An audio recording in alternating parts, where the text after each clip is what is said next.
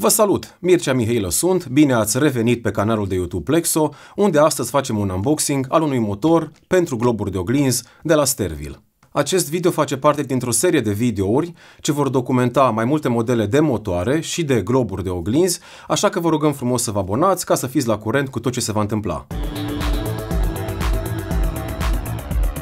Am ales să începem cu acest model de motor pentru că am observat că și la noi, cât și la magazinele concurente, este cel mai bine vândut model de motor. Este vorba despre MBM40D, a trebuit să citesc modelul de pe cutie pentru că este foarte complicat.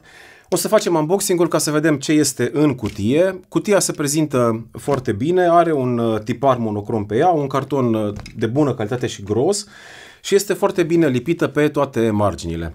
Să vedem ce găsim în cutie.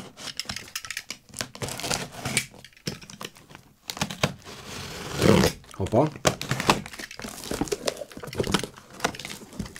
Avem manualele de utilizare în 3 exemplare.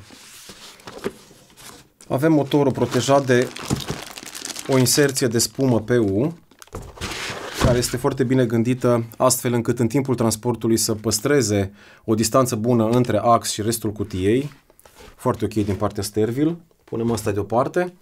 Punem și cutia deoparte ca să vedem ce avem aici. Este învelit într-un ambalaj de nylon.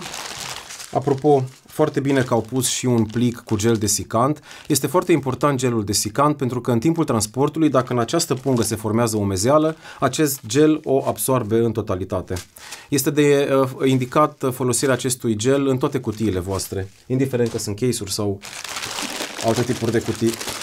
Odată scos din cutie, putem observa că pe glob sunt toate elementele care îl fac funcțional, respectiv cordonul de alimentare, care nu este detașabil, și carabina de prindere, adică de legătură mecanică între motor și globul care va fi ancorat de către el. Acest motor este destinat pentru un montaj în sistemul motor-glob, adică pentru cei care montează globul pe tavane sau în spații înalte. Carcasa este din metal. Putem vedea în partea asta siguranța pentru protecție electrică. Pe adâncime are un ecran pentru funcțiile motorului, pentru parametri, pentru afișajul canalului DMX.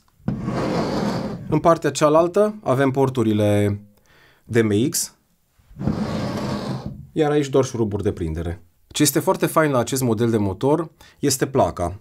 Și o să ridic motorul ca să puteți vedea. Are o multitudine de găuri care sunt folosite pentru prindere, atât pe tavane cât și pe plăcile de la traverse, acceptând atât placă pentru traversă în 4 sau în 3 puncte.